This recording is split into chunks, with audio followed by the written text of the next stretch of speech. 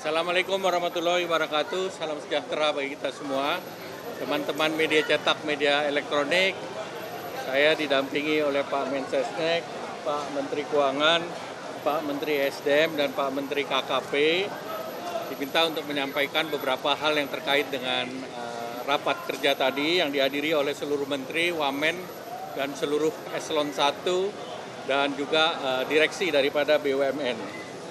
Tadi disampaikan secara nasional kondisi perekonomian kita baik dan perekonomian kita di antara negara G20 kita hanya lebih rendah dari India dengan pertumbuhan di kuartal keempat ke 5,39%. Kemudian dengan perkembangan pertempuran di Timur Tengah dan ada potensi jeda 2 minggu, harga BBM atau harga oil West Texas tadi turun ke 96,7 dan Brent ke 95,23. Kelapa sawit juga turun sedikit namun masih di angka 1.192. Dan tadi disampaikan juga kepada Bapak Presiden, kondisi konsumsi kita kuat, di mana konsumsi mewakili 54% dari PDB.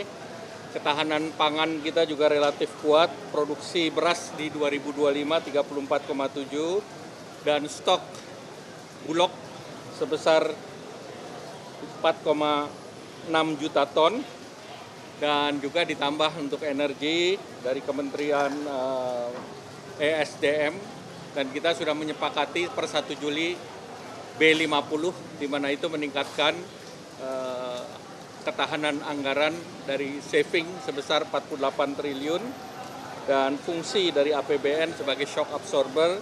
Dari Menteri Keuangan tadi disampaikan sampai dengan Maret kenaikan penerimaan pajak sebesar 14,3% atau 462,7, dan manufaktur juga ekspansif. Bapak Presiden tadi komit bahwa rasio utang dijaga di level 40% walaupun undang-undang menyiapkan sampai 60%. Demikian pula juga budget defisit dijaga di level 3% dan juga ini akan dijaga sampai dengan akhir tahun. Kemudian tadi juga disampaikan bahwa dengan pertumbuhan yang baik di kuartal pertama, baik itu dari indeks keyakinan konsumen, neraca, kemudian juga stabilitas domestik keuangan baik, cadangan devisa terjaga di 151,9, maka pemerintah masih melihat pertumbuhan ekonomi di kuartal pertama masih baik, masih bisa mencapai, tadi Menteri Keuangan juga menyampaikan, lebih besar sama dengan 5,5%. Jadi itu yang dicapai. Kemudian dari segi keuangan, koordinasi dengan BI, triple intervention di pasar spot, domestik, non-delivery forward, dan non-delivery forward untuk stabilkan rupiah. BI rate terjaga di 4,75%. Dan kemudian Bapak Presiden juga mengarahkan bilateral currency swap untuk dilanjutkan dengan beberapa negara, sekarang Tiongkok, Jepang, Australia, Singapura, Malaysia, Korea Selatan, dan ke depan beberapa negara juga perlu didorong. Kemudian yang berikut tentu beberapa kebijakan yang sudah disampaikan kemarin terkait pangan dan energi, di mana salah satunya adalah penyesuaian harga aftur. Penyesuaian harga aftur yang sudah diikuti dengan PPNDTP, maka kenaikan tiket hanya 9-13%. Namun ada juga dampak kepada ongkos haji. Nah, ongkos haji seperti kita ketahui telah diturunkan 2 juta, kemudian dampak terhadap kenaikan aftur ini diabsorb oleh pemerintah. Jadi tidak ada kenaikan biaya haji, dan ini diabsorb untuk 220.000 yang akan ikut ke jamaah haji, dan anggaran 1,77 triliun dibebankan kepada APBN. Dengan demikian tidak ada dampak bagi para peserta jemaah haji. Mungkin itu yang ingin saya sampaikan. Cukup. Ya, silakan. Ada yang bertanya? Terima kasih. Ada pertanyaan?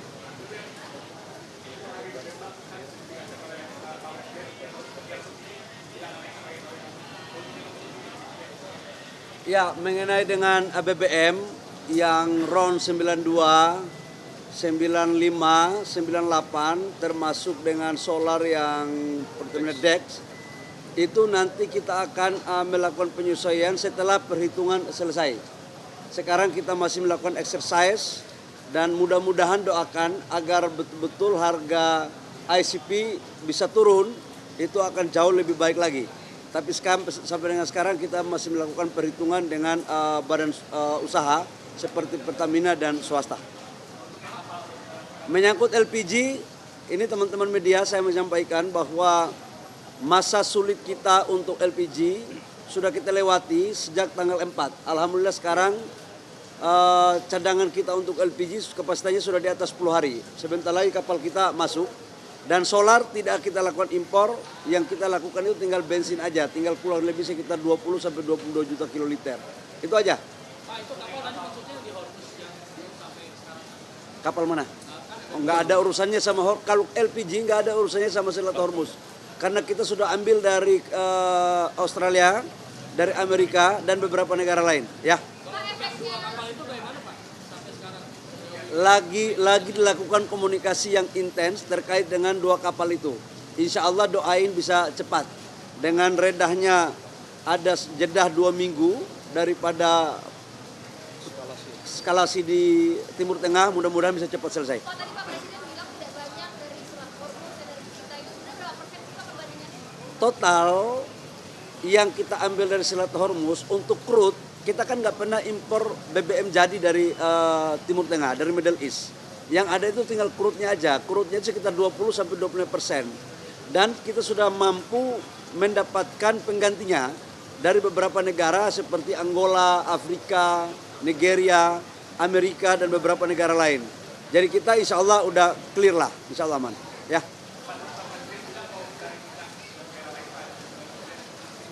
Nanti kalau sudah terjadi baru nanti dengar sendiri, ya. Ya, saya bukan ahli yang bisa menerka-nerka itu. Nanti tunggu kalau sudah terjadi baru kita sampaikan, ya. Makasih teman-teman media, ya. Terima kasih.